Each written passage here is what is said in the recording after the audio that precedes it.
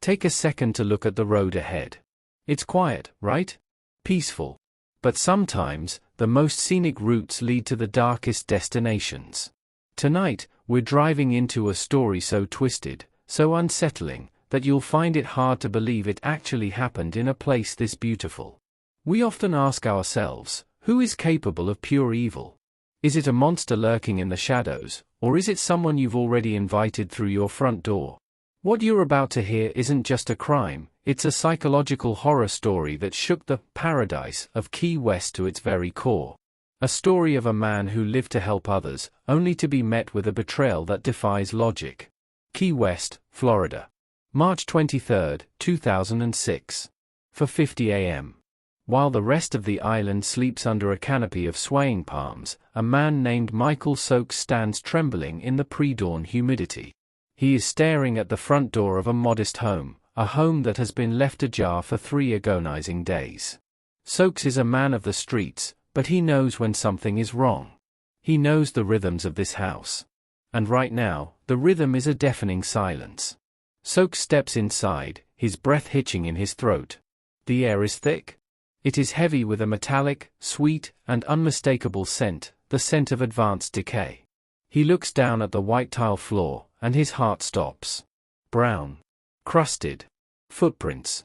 They stain the pristine floor like a map of a nightmare, leading from the master bedroom directly to the front door, and then they simply vanish into the night. Panicked, Soaks calls 911. His voice is a jagged whisper into the receiver. "I think something happened to my friend, there's blood everywhere." Within minutes, the neon lights of Key West are replaced by the flashing blues and reds of the police. 2 officers arrive, their boots clicking against the tile as they enter the bungalow. They draw their weapons, navigating the narrow hallway as the stench of death grows overpowering. They follow the bloody trail to a locked bedroom door.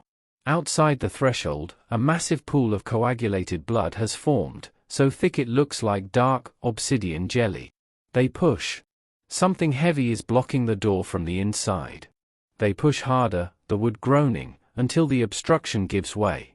It is a body. But this is not a normal crime scene. This is a display. When the officers' flashlights sweep the room, they see something that makes their skin crawl with a visceral, primal fear. The victim, a 64-year-old botanist named Roger Kellar, is lying on his back. His face is obscured. His torso is hidden. But not with a sheet, and not with a shroud. He is covered in flowers. A bouquet of tropical blossoms was laid carefully, almost tenderly, over his cooling corpse. In the world of criminal profiling, this is a chilling phenomenon known as undoing. It is an act of profound psychological conflict. The killer felt a crushing weight of guilt. The killer knew the man they had just slaughtered. The killer wanted to hide the horror they had created because they couldn't bear to look into the eyes of their own victim. Who would execute a man who couldn't even stand without heavy metal leg braces? Roger Kellar was more than a botanist, he was a sanctuary for the broken. He spent his days nursing delicate orchids back to life and his nights offering shelter to those with nowhere else to go. He was the personification of kindness in a world that often lacks it. But as the detectives looked closer, they realized the flowers were a lie. While the killer offered petals to the dead, they had taken everything from the living. Roger's car was gone. His wallet was gone. His dignity had been stripped away in a final, violent struggle. Was this a random robbery that spiraled into madness? Or did Roger's boundless empathy lead him to invite a monster into his own bedroom? The investigation was now a race against time. The hunt for a phantom began, a phantom who was currently wearing Roger's shoes, driving Roger's car, and spending Roger's money. A phantom who believed that a few colorful petals could wash away the stain of a cold-blooded execution. But the police didn't have to look far for their first lead. They turned their eyes to the man who found the body. Michael Soaks. The friend who waited 3 days to call the police. The man who knew the house too well. Was the witness actually the wolf in sheep's clothing? The detectives were about to find out that in Key West, the most beautiful flowers often grow from the dirtiest soil. The interrogation room at the Key West Police Department was cold, a sharp contrast to the humid morning outside. Across the table sat Michael Soaks. To the detectives, he was the perfect suspect. A man living on the fringes of society, a man who knew Roger's house inside and out, and most importantly, a man who had waited 3 long days to report a murder. They asked him the question that always starts a hunt: "Why did you wait, Michael?" Soak's story was erratic. He claimed he had seen someone else driving Roger's car, a young man he didn't recognize. He told the police he tried to get help, but in the world of the homeless, no one listens. He claimed a local attorney and construction workers ignored his pleas to call 911. Was this the truth, or was it a desperate fabrication designed to buy time? Detectives weren't biting. They needed physical proof. They took Soak's shoes to compare them to the bloody prints at the scene. But the results were a curveball. The prints didn't match. Michael Soakes, for all his flaws, was telling the truth. He was a witness, not a killer. With Soakes cleared, the investigation shifted to the victim. To understand the murder, they had to understand the life Roger Kellar led. Roger was a 64-year-old retired botanist from Michigan. He moved to Key West for the peace, the sun, and the plants. He was a man of immense kindness, but he was also physically vulnerable. He suffered from Charcot-Marie tooth disease, a condition that withered his muscles and forced him to wear heavy metal leg braces just to stay upright. In a fight, Roger stood no chance. But Roger had a secret habit, a dangerous one. He hated to see people suffer. He frequently opened his home to strays, young men who were down on their luck, travelers, and the homeless. He gave them a bed, a hot meal, and a chance. Detectives began to wonder, had one of these acts of mercy turned into a death sentence? While searching the house, detectives found a lead that felt like a lightning strike. Tucked away in Roger's files were records of a previous incident. For months before his death, Roger had reported a man named Don Hosmer for threatening him with a knife. Was Hosmer back to finish the job? The trail led to Michigan, but it went cold instantly. Hosmer had a rock-solid alibi. He was 1,000 miles away when the trigger was pulled. But then, the detectives found a second file. A name that changed everything: Johnny Ray Holt. 2 years earlier, Holt had stayed with Roger. He had repaid Roger's kindness by stealing over $8,000 in checks and vanishing. Roger had filed a report, but the case had gone dormant. Now, as investigators looked at photos of Holt, a chill went through the room. He matched the description of the man Soakes saw driving Roger's car.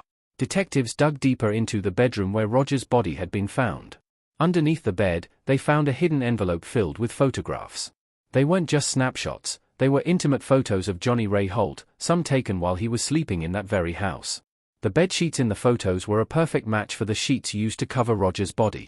The connection was undeniable. The guest had returned. But Johnny Ray Holt was a ghost. He had no fixed address, no phone, and a stolen car that could be anywhere on the East Coast. The police had their man, but they were miles behind him. As they tracked Roger's missing credit cards, they realized the killer wasn't hiding. He was on a spree. He was moving north, leaving a trail of digital breadcrumbs at gas stations and convenience stores. The hunt was no longer local, it was a high-stakes pursuit across state lines. The man who covered his victim in flowers was running, and he was still armed with the weapon that took Roger's life. The search for Johnny Ray Holt was no longer a local investigation, it was a digital manhunt stretching across the American South. Detectives in Key West worked around the clock, waiting for a ping, a swipe, or a camera flash that would give them a location. They didn't have to wait long. Roger Kellar's credit cards were active, and they were moving fast. Each transaction told a story of a man fleeing the scene of a crime, heading north away from the island paradise he had turned into a graveyard. The first hits came from Summerland Key, then Big Pine. The killer was stopping for gas, food, and supplies, seemingly oblivious to the fact that every swipe was a flare sent straight to the police. Detectives rushed to every gas station on the list, hoping for clear surveillance footage. They needed a face to match the name. But luck wasn't on their side. In a frustrating twist of fate, many of the older stations had broken cameras or blind spots. The trail was hot, but the image remained blurry. Then, the digital trail took a bizarre turn. A charge appeared on Roger's card that didn't fit the profile of a typical fugitive. It wasn't for gas or a cheap motel. It was for a phone sex hotline. The killer wasn't just running, he was indulging. When investigators pulled the records for the call, they hit the jackpot. The account was linked directly to Johnny Ray Holt. They now had confirmation that Holt wasn't just using the cards, he was using them to satisfy his own dark impulses while Roger's body was still being processed by the medical examiner. As the detectives tracked the movement, the trail led them out of Florida and into Crisp County, Georgia. And then, suddenly, the cards went silent. No more gas stations. No more phone calls. The silence was deafening. Had he ditched the car? Had he found a new victim? The Key West team reached out to Georgia authorities with a desperate plea: find this man before he kills again. The response they got was something they never expected.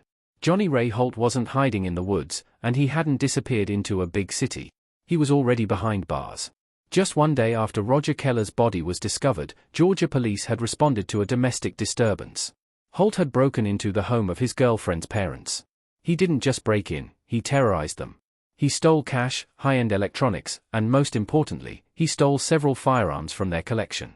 When Georgia deputies caught him, they found him in a stolen truck, surrounded by a mountain of evidence. In his pockets, they found Roger Kellar's credit cards. In the truck, they found a pair of white sneakers. Detectives back in Key West held their breath as the shoes were sent to the lab. The tread was a perfect match for the bloody map left on Roger's tile floor. But there was something even more damning. The Georgia deputies had recovered a .44 caliber revolver from the truck, a massive, high-powered weapon. Back at the morgue in Florida, the medical examiner had finished the autopsy. The initial theory that Roger was shot in the back had been corrected. The entry wound was actually in his face. He had been looking his killer in the eyes when the trigger was pulled. The force of the .44 caliber round was so great it had passed through his skull and exited his back, leading to the initial confusion. The ballistics team took the Georgia revolver and fired a test round into a water tank. They compared the markings on that bullet to the slug they had dug out of the wall behind Roger's vanity mirror. The fingerprints of the gun were identical. The weapon that had executed the gentle botanist was the same one found in the hands of the man sitting in a Georgia jail cell. But as the evidence piled up, a new question emerged. Why the flowers? Why the undoing? Johnny Ray Holt was a violent thief and a hardened criminal, yet he had stopped to cover his victim's face with tropical blossoms. Was it a sign of a fractured mind, or was there an even deeper, more personal connection between the predator and the prey? With the murder weapon in custody and the DNA results trickling in, the case against Johnny Ray Holt was no longer a mystery, it was a mountain. But the detectives needed one last thing: they needed to look the killer in the eyes. 2 investigators from Key West made the long trip to Georgia to confront the man who had turned an act of charity into a bloodbath. Inside the small, sterile room, Holt was defiant. He admitted to the thefts in Georgia, but when the conversation turned to Florida, his face went cold. He claimed he didn't know who Roger Kellar was. He claimed he had never set foot in Key West. He was a man who lived a life of lies, seemingly forgetting that his own digital footprint had betrayed him. The detectives laid out the evidence: the Western Union receipts from Key West, the surveillance footage of him wearing the same clothes before and after the murder, and the cell tower pings that tracked his phone like a homing beacon to Roger's front door. The most damning piece of evidence, however, was on his own feet. The white sneakers he was wearing when arrested in Georgia weren't just a match for the tread, they were a match for the blood. Forensic scientists found microscopic splatters of high-velocity blood on the laces and the tongue of the shoe. It wasn't just any blood, it was Roger's. Holt had stood so close when he fired that massive .44 caliber revolver that he had literally stepped into the midst of the crime. The trial began in September 2010. Prosecutors painted a picture of a calculated, cold-blooded predator. They argued that Holt hadn't stumbled into the house, he had returned to a place he knew was safe, seeking money he knew Roger had. When Roger surprised him, Holt didn't just run, he executed. The detail of the flowers remained the most haunting part of the testimony. It suggested that Holt wasn't just a stranger, he was someone who had shared meals and stories with Roger.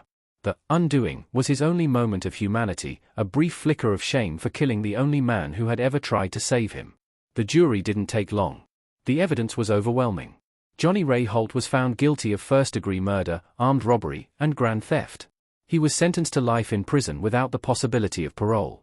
For the community of Key West, it was a moment of justice, but for Roger's family, it was a hollow victory. A world-class botanist, a brother, and a friend was gone, replaced by a legacy of caution in a town that prided itself on being an open book. Roger Kellar's death changed the way people looked at the strangers on the island. The man who saw the beauty in every wilting plant had been cut down by the very person he tried to help grow. As we drive away from this story, back into the light of the present day, we're left with a chilling reminder. Evil doesn't always look like a monster. Sometimes, it looks like a guest. And sometimes, the most dangerous thing you can do is have a heart that's too open.